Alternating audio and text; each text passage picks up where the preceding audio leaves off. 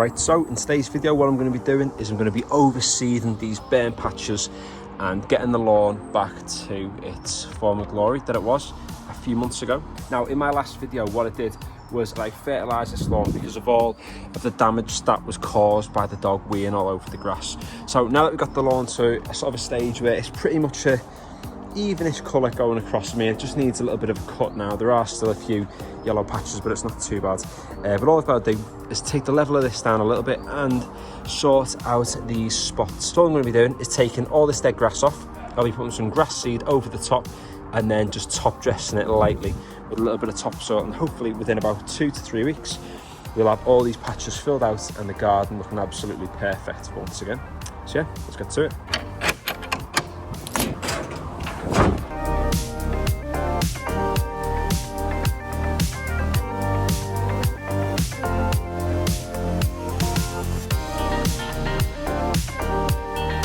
Now I did mention this in my previous video, but these burn spots are caused by the dog's wee.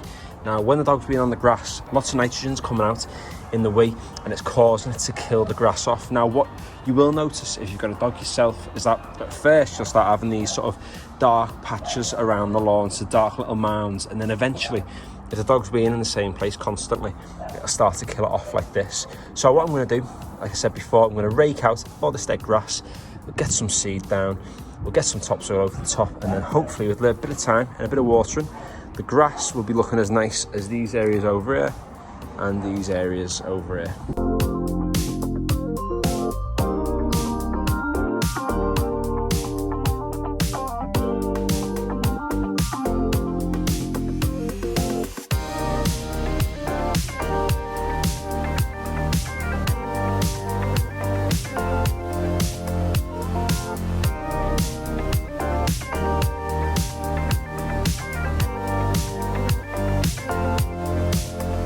So the grass seed that I'm going to be using is the A1 Lawn Premiership Pro grass seed, and it's the same stuff that I've used for this lawn at the bottom and also the lawn at the top too.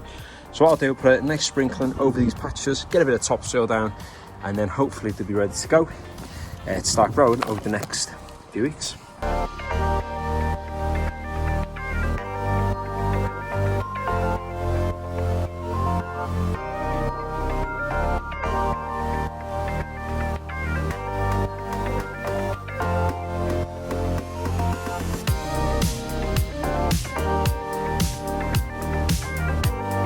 Now at this point you could use compost to top dress, but I'm just going to go on some of the Westland topsoil. Now this is the stuff that I have left over from when I overseeded and top dressed the top tier over there.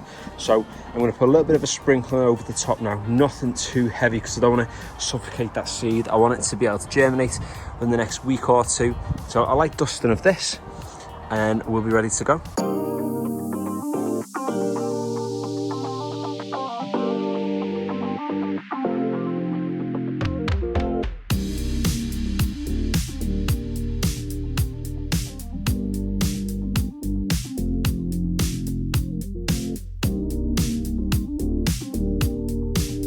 So now all the patches are covered with a light dusting of topsoil. Now the last thing that I do is I go over to each spot and I just agitate the soil slightly, and the reason for this is because I want all these grass blades to be sticking through.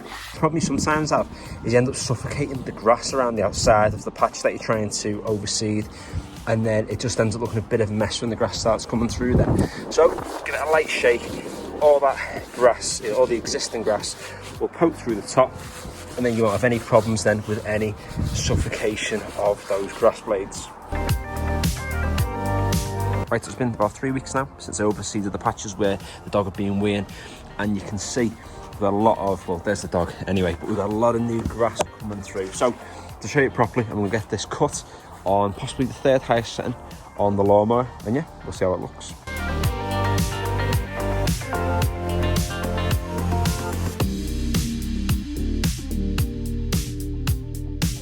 Now, in terms of results, it's a bit of a mixed bag. So if you have a look down here at the front, for example, this patch, a little bit of the grass has come through, and you can see that it's sort of trying to mask over where blank space was. And even as well, spaces like this where there's loads of new growth that's come through, you know, in time, it's really going to fill out take that patch away. And even towards the back as well, it's difficult to even spot where it was. And it was here, and you can see there's lots of that new grass that's coming through now. And like I said, it's going to fill out over time, and you're not going to notice those patches were even there. However, we still do have loads of these at the front now. This one looks a little bit bare, but you can see there is a lot of grass that's going on. So like I said, with a little bit of time, it's going to thicken out. You've got some new germination going on at the front down here too. And even in this patch, despite having this bit of a ring where it's a little bit bare around the outside, once these blades start to mature and they start to branch out, it's going to fill in the space. However, the issue that we do have is that we still have a lot of patches over here. Now, there's a few different reasons for this. So for example, this one you can see half it's got new growth and then there's no new growth down the front. The reason for this is that when I put the grass seed down, we had about a week or so where it was almost non-stop rain. And I think what's happened is spaces like here down at the front, most of the seed has been washed off down to sort of the front of the garden. And you can even see a lot of the new growth here is towards the front of this space here. So you can see where all that grass seed's been pushed down towards the front. Now, like I said, I think a lot of it is due to the fact that the rain's washed it forward, but as well, we've had much colder temperatures too. So the grass just isn't thriving as much as it would have been or would be if, you know, we were in the middle of spring or if we were sort of into the middle of the summer. But overall, I don't think the lawn is looking too bad. I mean, considering what this looked like about 3 to 4 weeks ago and what it's looking like now, it's been a massive difference. So hopefully I can just keep cutting this now and keeping it looking like this. Right, so I hope you have enjoyed today's video and I hope you found it useful too. If you have, feel free to give it a like, and if you'd like to check out any of my other videos, so I've got a garden renovation series that I've just come to the end of that you can check out, and I also have loads of different videos on sort of lawn tips and things, then head over to my channel, and if you like what you see, feel free to subscribe. And finally, thanks for watching.